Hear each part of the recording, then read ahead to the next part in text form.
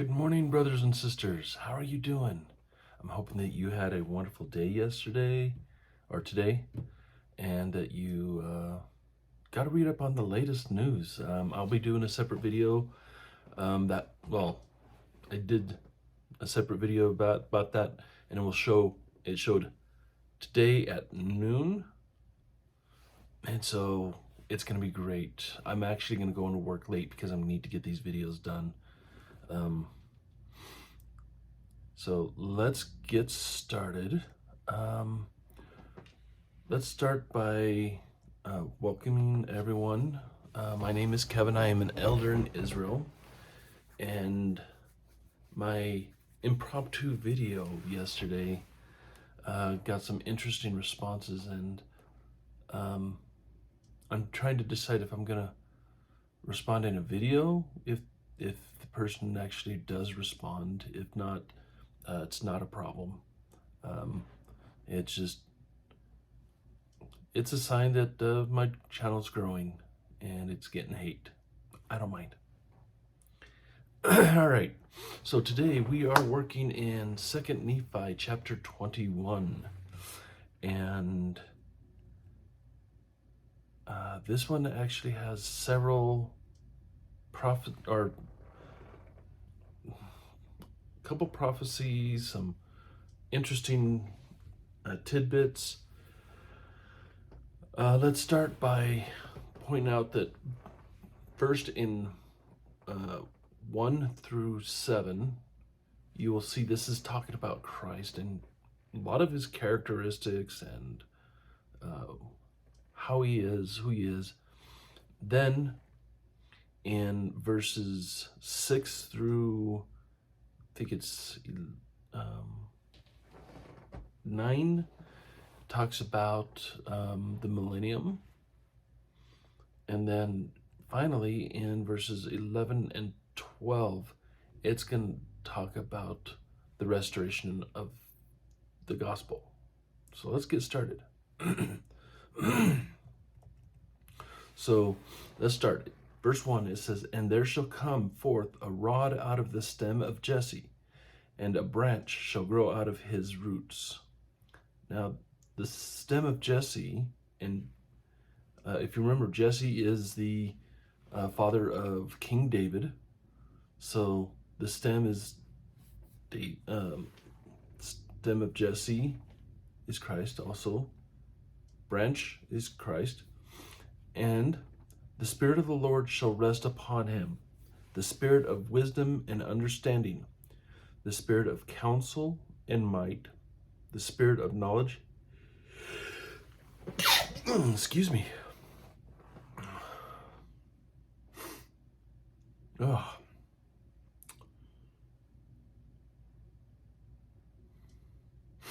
Sorry. The Spirit of knowledge and the fear of the Lord. "And it shall make him of quick understanding in the fear of the Lord. And he shall not judge after the sight of his eyes, neither reprove after the hearing of his ears.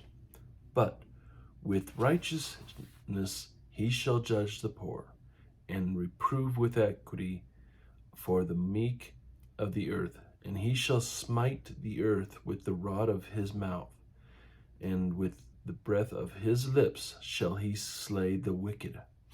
Now, a couple words here. He shall smite the earth with the rod of his mouth. So he's going to, the word of his mouth is scriptures. All right. Now, verses 6 through 9 talks about the millennium. What's the conditions going to be like?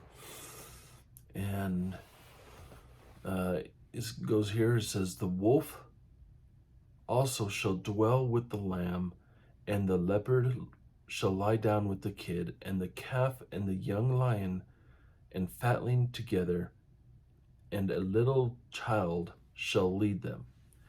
And the cow and the bear shall feed, their young ones shall lie down together.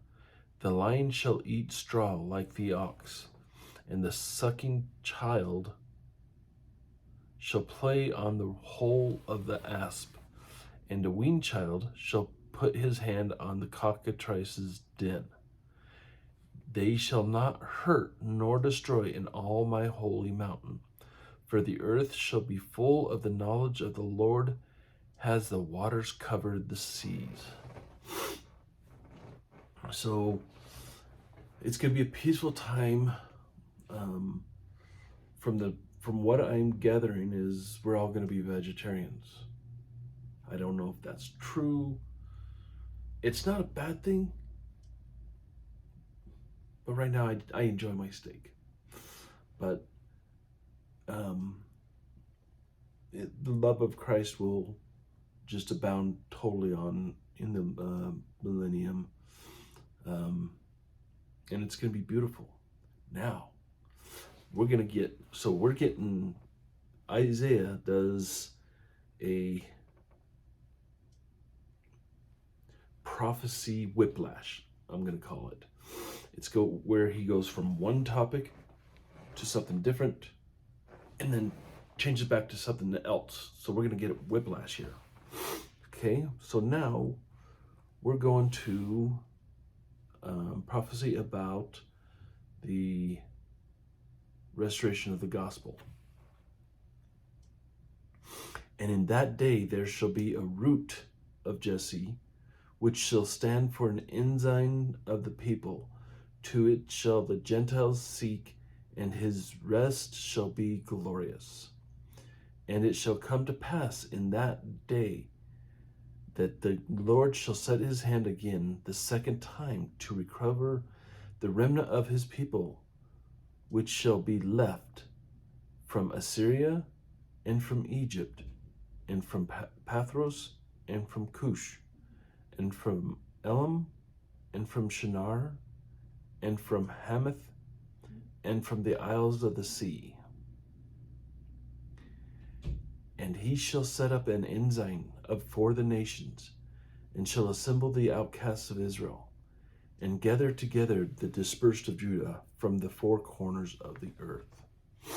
Now here, the root of Jesse, from what I have read, is Joseph Smith. And he shall set up the ensign of the people, which is the restored gospel of Jesus Christ.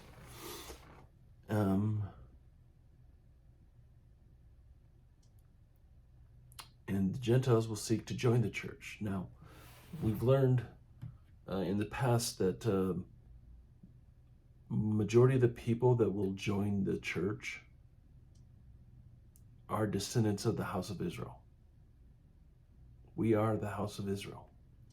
There will be a few Gentiles who will join us because they love what they see, but that's far and few in between.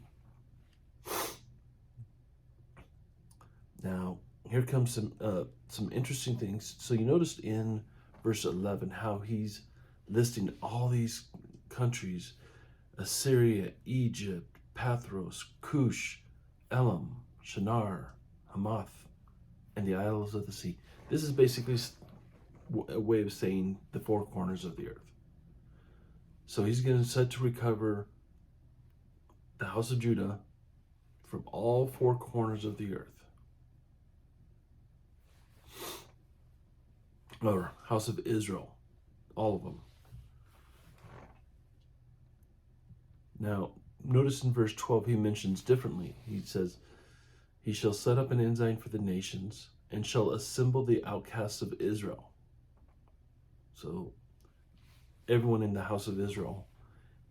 And, here's a kicker, gather together the dispersed of Judah from the four corners of the earth. We saw that happen when, who was it? Parley Pratt, I think it was, that went to Israel and dedicated the land for the return of Judah. How beautiful. All right.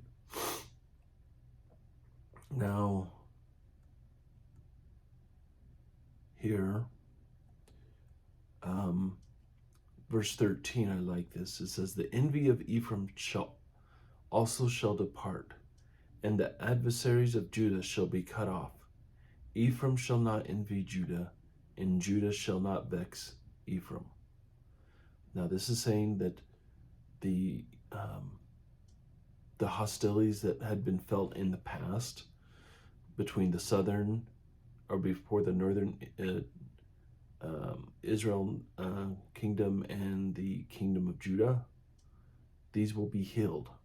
This is going to be a great event when this happens. There won't be any jealousy. There won't be any hostilities. There's going to be peace. And then there was one thing here. Where was it? Oops.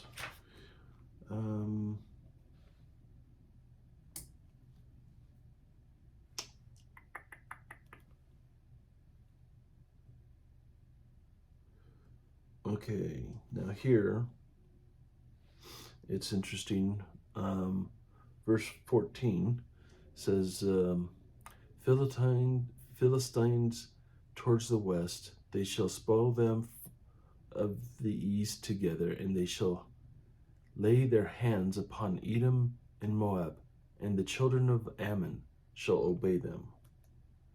And now when they say the word they, it's a combined of the northern and southern tribes. The healing, after the healing,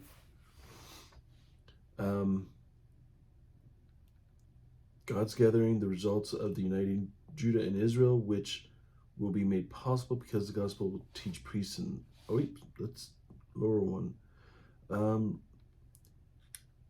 As they overcome their ancient enemies, Philistia, Edom, Moab, Ammon, the description of Israel's victory over their ancient enemies is a type of latter-day Israel's overcoming the world. So this is showing that in the last day, Israel shall overcome the world. Now, where is it? Verse 15 is interesting.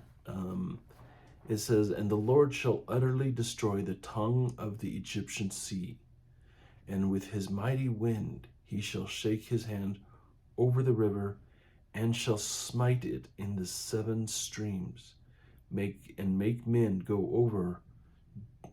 over dry shod. Now, the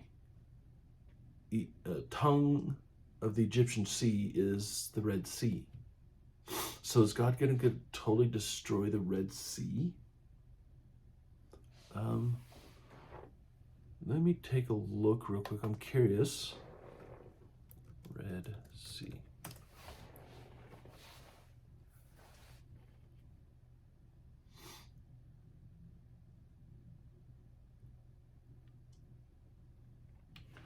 So the Red Sea goes modern day. It's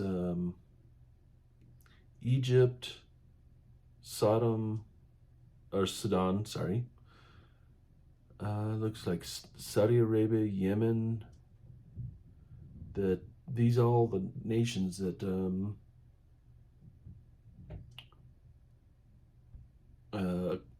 are bordered on the Red Sea. So, looking at this, will that mean that the Red Sea will be completely wiped out? I don't know. It'll be interesting to see what happens. Now, we go to continue. And there, now why'd that do that? Come on. My computer. And there shall be a highway for the remnant of his people, which shall be left from Assyria, like as it was to Israel in the day that he came up out of the land of Egypt. Now, let's see here. Now, here's something interesting. Bruce R. McConkie,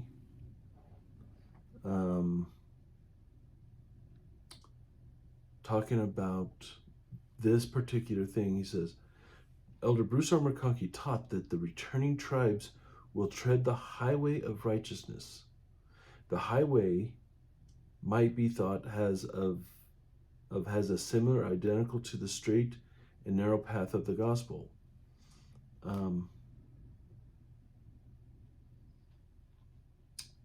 And highway there shall be, and a way, and it shall be called the way of holiness. So it's going to be interesting to see what actually happens, if the Red Sea shall be destroyed or what will happen. It'll definitely be interesting. All right, so that's the end of Isaiah, or Second Nephi, chapter 21, and I hope you guys have a wonderful day. Remember, I love you guys. I pray for you, and I hope that you guys have a wonderful evening. Get plenty of sleep. I have a feeling after the purchase of the Kirtland Temple, some powerful things are going to be happening here soon. I'm not sure what. I just got a feeling that something big is going to be happening. Keep your eyes on the horizon and keep your prayers to the Almighty. We'll see you guys tomorrow.